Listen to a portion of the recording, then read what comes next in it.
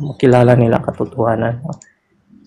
Mga tao talaga na ganun ang pag-iisip kasi wala sa kanila ang katotohanan.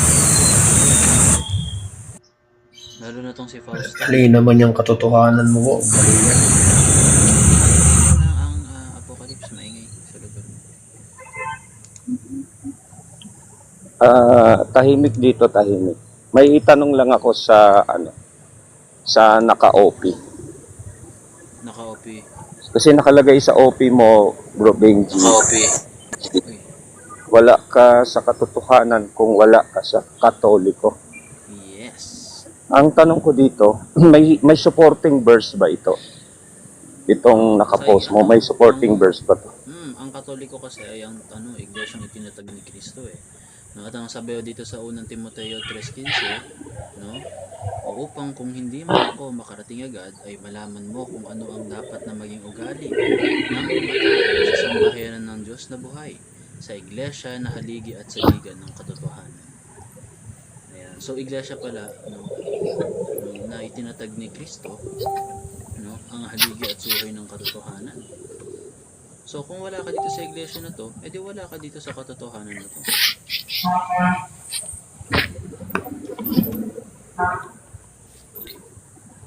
Okay, ano yan? Haligi at suhay.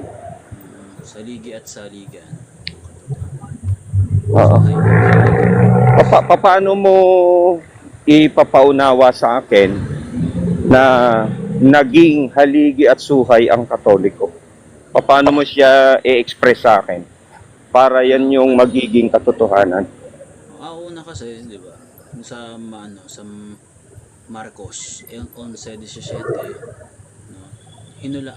Sinabi na ni Kristo sa atin, no? Kung titignan natin dito sa Marcos 11:17. Nakita ko lang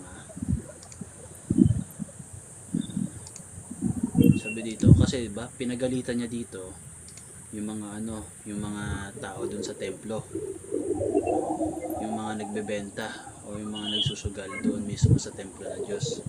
Pinagalitan niya at tinuruan niya ang mga tao ng ganito: nasusulat, ang aking tahanan ay tatawaging bahay dalanginan ng lahat ng bansa, ngunit ginawa ninyo itong lungga ng mga magnanakaw.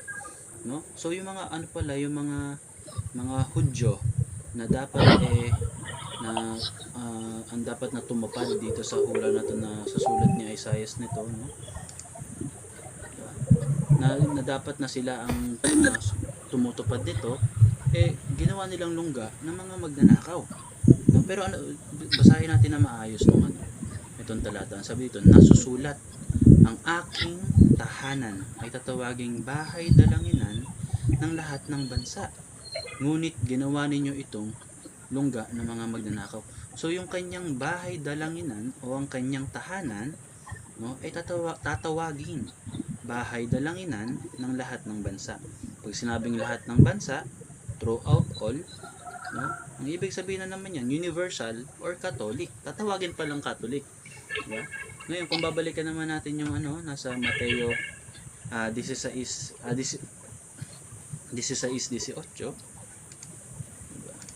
Mateo 16:18. Ayan, sabi dito, at sinasabi ko sa iyo, ikaw ay Pedro, at sa ibabaw ng batong ito ay itatayo ko ang aking iglesia, at ang kapangyarihan ng kamatayan ay hindi magtatagumpay laban sa kanya. No? Itinayo na naman ni Kristo, dito makikita natin ang kanyang iglesia kay Pedro, no, na unang papa ng Roma. Makikita natin ano ba yung iglesia na yun.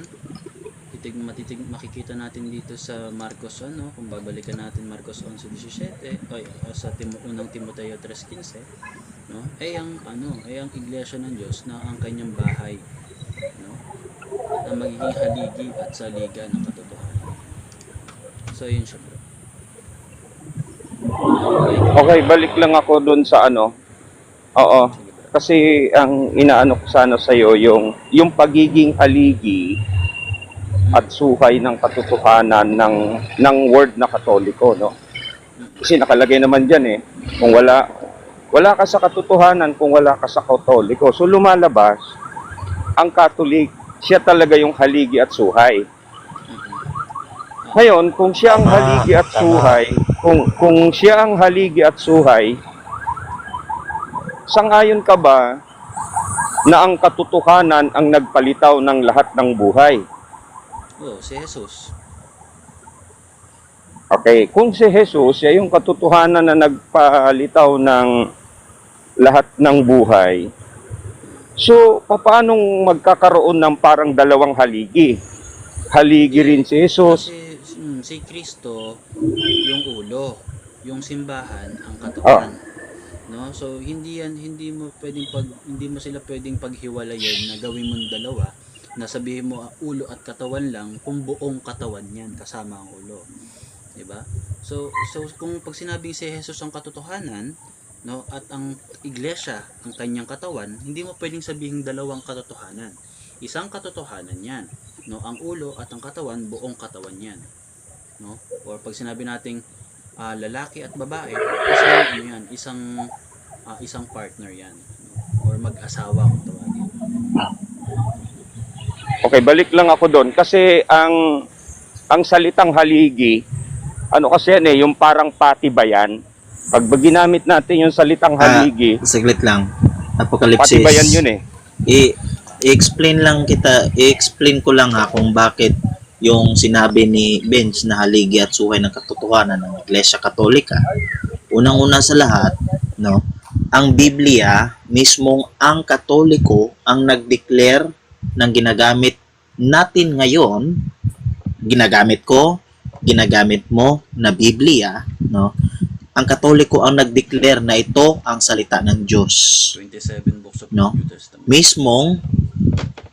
Mismong ang Iglesia Katolika din ang nagbigay ng pangalang Biblia. Diba? At saka wala pang ibang iglesia, sabihin nating sekta, protestante, andyan na ang Katoliko, wala pa ang Biblia. No? Kasi scripture lang dun dati, no? Sino bang nagsabi na, itong scripture na to, isali natin, natin ito?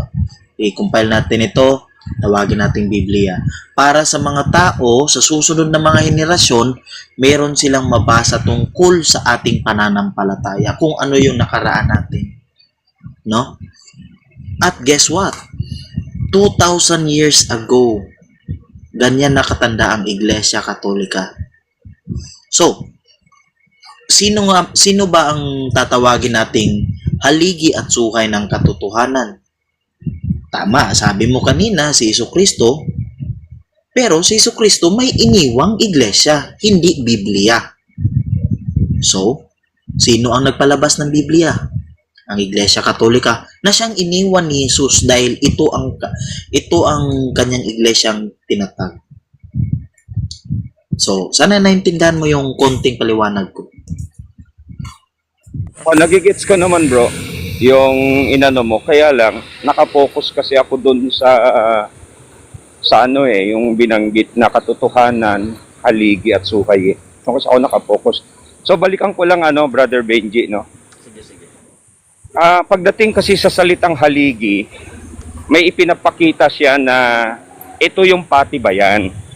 Halimbawa, magtatayo ka ng bahay, hindi nga naman pwede na walang haligi.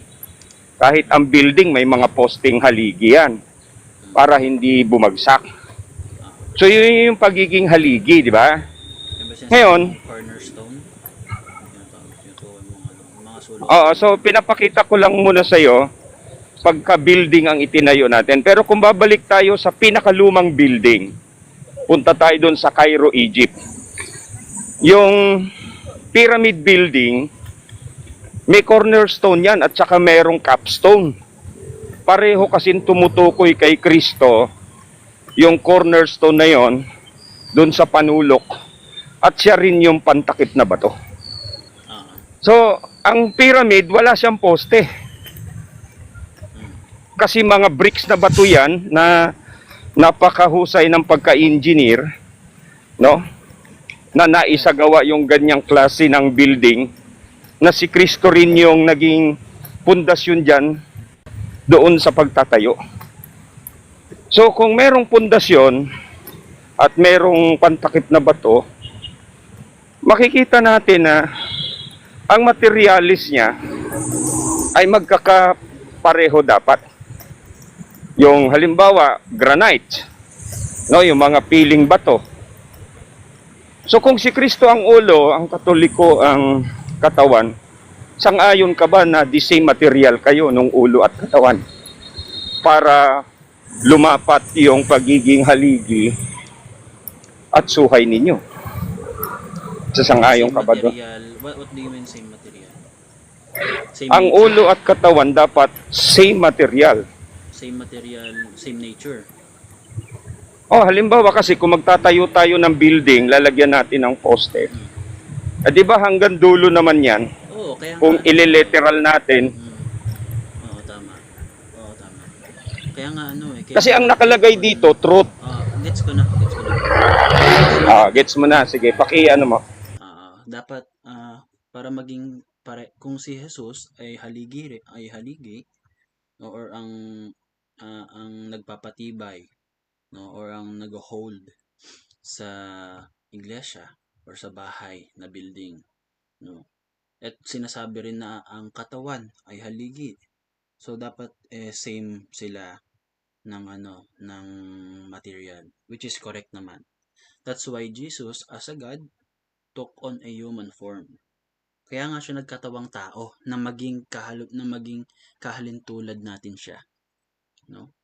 Hindi tayo ang kumopya sa Diyos, kundi ang Diyos ang nakihalintulad sa atin para maging kagaya niya tayo at magkaroon tayo ng lugar sa langit at sa kanyang bahay. Amen. Ang kanyang bahay na tinutukoy, no, ay ang kanyang iglesia, no, which is universal. Hindi lang sa lupa, kundi sa langit din. Kaya nga sabi dito, pag tinignan natin dito sa may Mateo 16:19, 19, pakita natin, no? Ibibigay ko sa iyo ang mga susi ng kaharian ng langit. Ang ipagbawal mo sa lupa ay ipagbabawal sa langit, no? Ang sabi, ibibigay daw kay Pedro yung mga susi ng kaharian ng langit. Pero bakit ang sinabi dito ni Kristo, kung ano ang ipagbawal sa lupa ay ipagbabawal sa langit? So ang ibig sabihin pala, konektado, kung ano man ang nasa lupa ay nasa langit din. Kasi nga sinabi doon sa Isaiah 52, kung di ako nagkakamali, no? Anong bahay ang itatayo mo sa akin? Langit ang aking trono at lupa ang tungtungan ng mga paa ko, no? So ibig sabihin na ang iglesia niya hindi lang dapat nandito sa lupa, kundi dapat konektado sa langit, no? At yung nasa lupa. Ganun siya, bro. Hindi nagkatawang tao ang Diyos para lang sa wala. Nagkatawang tao ang Diyos para maging kahalintulad natin siya. At naman sa picture, pagdating naman sa pag tinignan natin dito sa Digaan ako doon sa yung sa kalayaan ba? Pag tinignan natin sa may 1 Corinthians 13, may kita natin dito yung topic natin dati, no, kung naaalala mo. Sa kasalukuyan, ang ating nakikita ay tila malabong larawan sa salamin. Subalit darating ang araw na ang lahat ay makikita rin natin ng harapan. Bahagya lamang ang nalalaman ko ngayon, ngunit darating ang araw na malulubos ang kaalamang ito. Tulad ng nalubos sa pagkakakilala niya sa akin. No, so the same thing na ang Diyos ay nagkatawang tao para maging kagaya natin. Kapag naman dumating na ang sakdal o pag dumating na si Kristo, no, nang tayo naman ay maging kahalintulad ng Diyos, no? Kaya nga magkakaroon tayo diyan ng theosis kung tawagin, no? Ng mga orthodox. Sige, papalo up ako, Brother Benji. Doon na lang sa kasi ang nakagalagay, wala ka sa katotohanan kung wala ka sa Katoliko. Parallel na lang, parallel. Ano yung truth ng Katoliko na nakaparallel kay Kristo para maging haligi at suhay ng katotohanan ang Katoliko? History, bro. Yun ang truth ng Catholic, historical truth. Dahil na isang historical person, or pag sinabi nating historical person, tunay na tao or nabuhay sa tunay na panahon, tunay na mundo, no? Ibig sabihin hindi siya kwento lang, hindi siya gawa-gawa. Totoong tao siya na nabuhay, no? At dahil nga si Kristo ay historical person at nabuhay siya sa first century, no? Tayo naman, no? Iti-trace back natin 'yan. Kung sinabi ni Kristo na walang anuman or walang sino man ang makagigiba ng kanyang iglesia, so syempre, yung iglesia na tinatag niya nung first century, dapat hindi nagibayan, dapat dire-diretso yan. At ngayon naman, yung history ng Catholic Church from this time, way back sa panahon ni Kristo, makikita natin, no, ang connection ng Catholic sa... Okay, follow up pa ako doon sa salitang universal, no? Papalo pa ako sa salitang universal. Tapos parallel pa rin kay Kristo. Sinabi ni Kristo doon sa mga alagad na doon sa 33 AD, no? Sabi ng Panginoon, hindi na ako makikita ng sanlibutan. So hindi yan universal kasi hindi siya makikita eh. Ngunit sasain niyo ko at makikita siya ng mga alagad. So sa sanlibutan, hindi universal si Kristo. So siya yung haligi at suhay eh. So parallel natin. Paano mo i-explain yan? Ano yun, Kung ang Katoliko ay universal... May tanong, bro. Okay, ito yung follow-up ko. Kasi sabi ni Kristo, hindi na siya makikita ng sanlibutan. So kung hindi na makikita si Kristo ng sanlibutan, pero makikita naman siya ng mga alagad, lumalabas na hindi universal yung pagiging person ni Kristo. Kasi hindi na nga siya makikita ng sanlibutan eh. No? Sabi niya, the world see me no more. No? Hindi na siya makikita ng sanlibutan, so hindi magiging universal si Kristo. Ang parallel ko dito, kung ang Katoliko ay universal ang sinasabi, ibig sabihin makikita siya, maririnig siya. So paki-explain mo.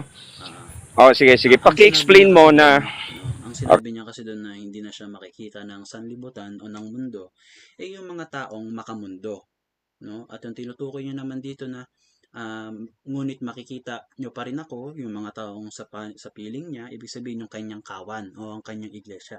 At sa panahon na yon, ang iglesia niya ay bukas na sa hintil at sa mga Hudyo. No? So ang kanyang ang kanyang iglesia ngayon ay binubuo na ng hintil at Hudyo. Na kung tawagin natin ngayon, Kristiyano. Ano? So sa panahon dati, syempre, sinasabi niya na hindi na siya makikita ng mga labas doon sa sa kanyang kawan, sa kanyang iglesia. Kasi halimbawa, pag tinanong ko, Apocalypse, ano ang itsura ni Kristo? Sasabihin mo, ay hindi ko alam, wala ako dun eh. Parang Soriano lang, no? Pero pag tinanong mo ako, Benj, anong itsura ni Kristo? Ay, makikita mo dun sa simbahan namin, yung nakapako. Ganun ang itsura ni Kristo. No? Yun yung sasabihin ko, nakikita pa rin namin. Hindi lang nakikita, no? Nakakapiling din namin dahil doon sa Eucharist, no? Dahil dahil sa doktrina namin transubstantiation, no? Na yung substance nitong bread, no? Bagamat ang kanyang physical form o ang kanyang ano ba yung tawag doon? Kanyang accidents, no? Nare-retain, pero nagbabago yung kanyang substance, no? Kaya transubstantiation, no? Bread pa rin siya, pero yung kanyang substance is body of Christ na. No? So, nakakasama, no, physically and spiritually namin si Kristo at nakikita rin namin. No? So, kami talaga yung tinutukoy dito ni Kristo. Hindi ka kasama doon kasi di mo siya nakikita eh. No? Ikaw yung makamundo. Ikaw yung sanlibutan na tinutukoy niya doon. Hindi kami. Okay bro, next question bro. okay. Balik lang din ako dito. Siguro, last question na lang to para makapagtanong yung iba. Sige bro. So doon sa sinabi ni Kristo na hindi siya makikita ng sanlibutan, pero makikita naman siya ng alagad. So hindi talaga yung pagiging truth ni Kristo doon, hindi siya universal sa sanlibutan, yung pagiging truth niya. Pero truth siya. Ngayon, ang word na Catholic naman, Wait lang, i-correct. ang pinoproject niya, Sige, tuloy. ang pinoproject niya yung word na universal. Pero hindi kasi kami Diba universal na sa mundo. Pag ba universal, kailangan makikita, bro? Universal kasi kami is heaven and heaven and earth. So Pag ibig sabihin, yeah. so ibig sabihin, physically, earth, and Sige, okay na ako. Yung iba naman ang magtanong. Sige, mag-mute na ako para mabigyan daan yung iba. i-correct Sige, ako naman magtatanong. wait lang, Si Apocalypse tatanungin ko. wait lang, Uncle Fred. Sige. I-correct lang natin yung pahayag niya kanina kasi baka may maligaw. Kasi ang sabi niya kanina na yung ano pala si Kristo pala hindi pang katotohanang universal. Kasi hindi siya nakikita ng mga taong nasa mundo, no? Yun nga yung problema. Kaya nga sabi ni Kristo, meron pa akong mga tupa na wala sa kawang ito. Kailangan mo maging parte, no, nung kanyang kawan para makita at maramdaman mo siya. No? Kailangan mo maging parte ng katawan niya, no, para maging konektado ka sa ulo, no? Kasi hindi mo pwedeng paghiwalayin yung katawan sa ulo. Kapag nandun ka sa katawan, kasama mo yung ulo. Hindi yan yung nakaharap yung katawan, yung ulo baliko, ganun. Ganun ba yung yung natalikod yung katawan tapos yung ulo diretso pa rin. No, so mali po yung pagkakaintindi. So sige. Sino pa po ang may next question? Dante Rojas, hello po. Brother Dante Rojas, hello.